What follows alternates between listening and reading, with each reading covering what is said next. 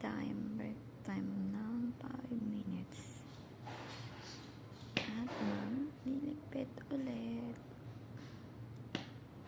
Hello vlog, welcome to my vlog. Ayan guys.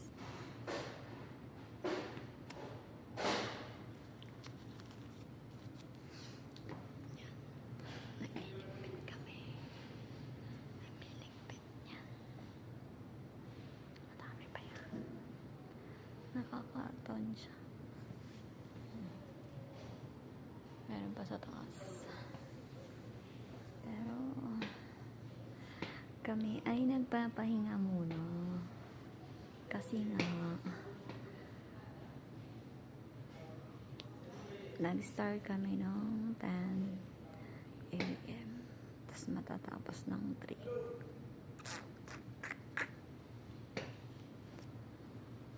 Tapos diretso naman sa isang trabaho.